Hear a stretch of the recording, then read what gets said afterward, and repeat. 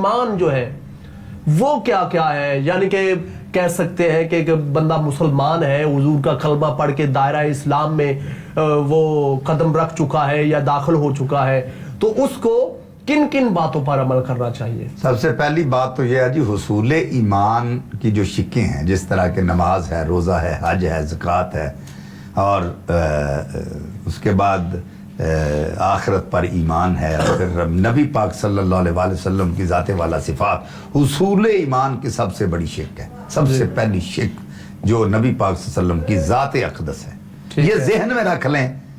بہت سارے لوگ ہیں جو یہ کہتے ہیں کہ جناب جس طرح کے لوگوں نے یہ ایک سوال کرنا شروع کر دیا کہ حضرت امام ابو حنیفہ رحمۃ اللہ علیہ آپ نے کہا کہ 99 اعمال اگر بندے میں کافروں والے ہوں تو ایک عمل مسلمانوں والا ہو تو اس کو مسلمان کہیں گے۔ تو بالکل انہوں نے ٹھیک کہا، لیکن انہوں نے حصول ایمان کی بات نہیں کی، اعمال کی بات۔ بے شک بے شک، یہ ذہن میں رکھ، ٹھیک ہے۔ ایمان اور ہے، اعمال اور ہیں، بے شک، یہ فرق ہے اس میں۔ بالکل، ایمان اس طرح جس طرح ایک درخت ہے اور اعمال اس پر جیسے پھل لگا ہو۔ اللہ اکبر۔ یعنی یہ مثال میں نے پیش کر دی، ایمان ایک درخت ہے، اعمال اس پر پھل لگے ہوں۔ ٹھیک ہے۔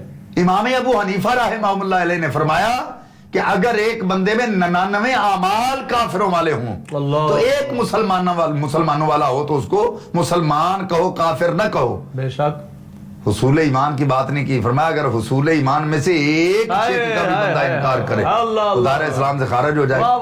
مثلا اس کی میں مثال دیتا ہوں، اگر کوئی نماز نہیں پڑھتا تو گناہ گار ہے، اگر اس کا انکار کرتا ہے تو کافر ہے۔ بے شک، اگر روزہ نہیں رکھتا تو گناہ گار ہے، روزے کا انکار کرتا ہے تو کافر ہے۔ اگر وہ حج صاحب استطاعت ہے تو حج نہیں کرتا، گناہ گار ہے، لیکن اگر حج کا انکار کرتا ہے تو کافر ہے۔ اسی طرح زکوٰۃ ادا نہیں کرتا تو گناہ گار ہے، جی جی جی، اگر زکوٰۃ کا انکار کرتا ہے تو کافر ہے۔ یہی ذہن میں رکھتے ہوئے یہ سوچ لیں کہ جن کے صدقے یہ ساری عبادات اللہ نے ہمیں دی، ٹھیک ہے، وہ ذات رسول اللہ صلی اللہ علیہ وسلم۔ تو جو حضور کی ذات میں کمی واقعہ کرے وہ بھی مومن نہیں ہوتا، وہ بھی دائرہ اسلام سے خارج ہوتا ہے، وہ بھی ایمان والا نہیں ہے۔ یہ ذہن میں رکھ لیں، کیونکہ یہ بڑی شک ہے۔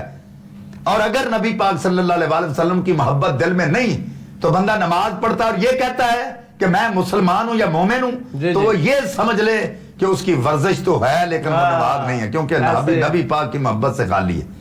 اگر وہ روزہ رکھ رہا ہے تو دل میں عشق مصطفیٰ نہیں ہے بلکہ رسول اللہ کا بغض دل میں رکھا ہوا ہے، تو پھر یہ سمجھ لے کہ اس نے فاقہ کیا ہوا ہے، روزہ نہیں ہے۔ جی جی، اگر وہ بیت اللہ شریف کا طواف کر رہا ہے اور دل میں ایمان کی رتی بھر بھی موجود نہیں، حضور کے دل کا، حضور کی ذات کا بغض ہے، تو سمجھ لے اس کے نصیب کے چکر ہیں، وہ طواف نہیں ہے۔ یہ ذہن میں رکھ لیں کہ ساری باتیں ان کو چار چاند اس وقت لگیں گے جب دل میں مصطفیٰ کی محبت ہوگی، پھر نماز پڑھیں گے۔